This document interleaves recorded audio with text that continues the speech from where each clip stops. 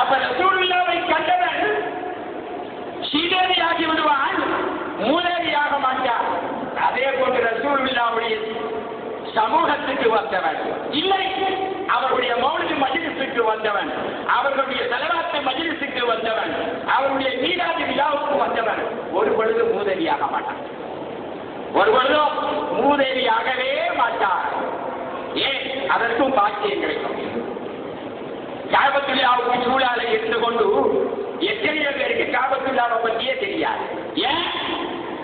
النسيب يصيب لو كان بين الجبلين النسيب لا يصيب ولو كان بين الشفتين. ஒரு மனிதனுக்கு ஒரு அனுக்கிரகம், ஒரு நியமத்து கிடைக்கணும் என்று இருந்தால் அது தூரத்தில் இருந்தாலும் கிடைக்கிறோம். ஒரு மனிதனுக்கு ஒரு நியமத்து கிடைக்காது என்று இருந்தால் ரெண்டு உதடுக்கு இடையில இருந்தாலும் கிடைக்காது, ரெண்டு உதடுக்கு இடையில இருந்தாலும் கிடைக்காது. ஆகவே தூரத்தில் இருந்து எத்தனை பேர் வந்திருக்கிறீங்க, கிட்டத்தில் உள்ளவனுக்கு அந்த நசிப்பு கிடையாது, பாக்கியமற்றவன்.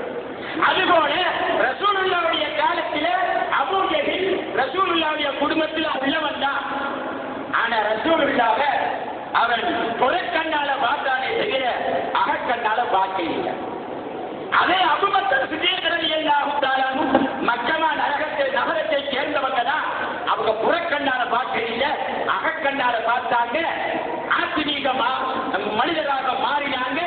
நாயகம் ஸல்லல்லாஹு அலைஹி வஸல்லம் அவர்களினால் சஹாபா பெருமக்களின் உயரிய அந்தஸ்தை பெறக்கூடியதாக மாறினார்கள். அபூபக்கர் சித்தீக் ரலியல்லாஹு அன்ஹு அதிகமாக தொழுது, அதிகமாக நோன்பு பிடிச்சி இந்த பதவியை அடையவில்லை.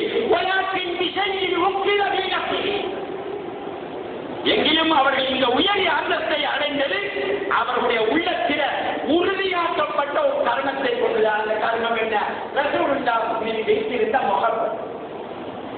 அந்த முஹப்பத்தினாலதான் நபிமார்களை தவிர உலகத்தில் மற்றவர்களுடைய ஈமானையும் ஹஜரத் அபூபக்கர் சித்தீக் ரலியல்லாஹு தஆலா ஈமானையும் ஒரு தராசியில வைத்து நிறுத்தால் அபூபக்கர் சித்தீக் ரலியல்லாஹு தஆலாவுடைய ஈமான் தான் எடை கூடியதாக இருக்கும் என்ற மதிப்பை நாயகம் ஸல்லல்லாஹு அலைஹி வஸல்லம் அவர்கள் மூலம் பெற்றார்கள். ஹஜரத் அபூபக்கர் சித்தீக் ரலியல்லாஹு தஆலா ரெண்டு பேருக்கும் பார்வை இருந்ததுதான்.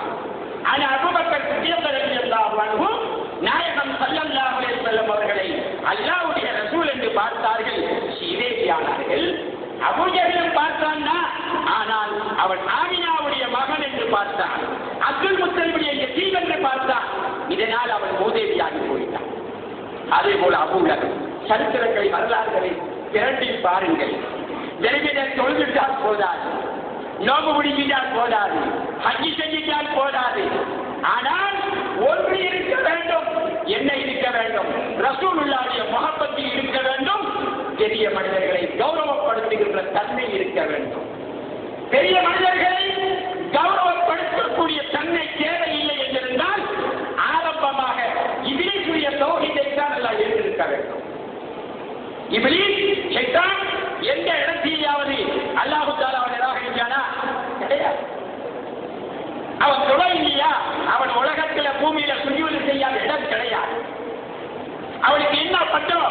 ஆபிதி என்ற பட்டம், ஜாஹித் என்ற பட்டம், தகீ என்ற பட்டம், நபி என்ற பட்டம். இது போலவா 20,000 வருடங்கள் மலக்குகளுக்கு ஒத்தாதாக இருந்தவன், கட்டூபிகள் என்ற மலக்குகளுக்கு தலைவராக இருந்தவன், அரசை வளம் பெறக்கூடிய மலக்குகளுக்கு தலைவனாக இருந்தவன். அவனை நிலவை என்னாச்சீங்க?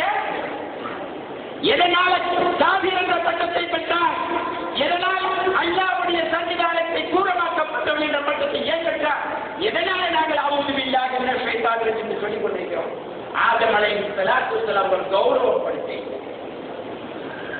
நான் கௌரவப்படுத்தி ஒரு மனிதரை நீ கௌரவப்படுத்தாவிட்டால் உன்னுடைய தௌஹீது எனக்கு தேவையில்லை, நீ போய்விடலாம் என்று விரட்டி விட்டார். அல்லாஹ் குர்ஆன்ல சொல்றான், இந்த குர்ஆனை உங்களுக்கு படிப்பதற்காக இறக்கி வச்சிருக்கிறோம். குர்ஆனை பின்பற்றுவது என்று சொல்றவங்க என்ன படித்து இருக்கிறார்கள்? நாங்கள் குர்ஆனை மட்டும்தான் பின்பற்றுவோம், ஹதீஸை மட்டும்தான் பின்பற்றுவோம். எந்த இடத்துல குர்ஆனை சொல்லப்பட்டிருக்குது? பெரிய மனிதர்களை கௌரவப்படுத்த வானப்படி எங்க சொல்லியிருக்குது? கௌரவப்படுத்தும்படிதான் சொல்லி. ஏன் இதை போட்டு இவர்கள் படிப்பிலே பெறவில்லை அப்ப இதெல்லாம் குர்ஆனில் பற்றி இல்லை என்ற அர்த்தம். அப்ப குர்ஆனிலே 500 சட்டம் ஆயத்துக்கள் தான் சட்டங்கள்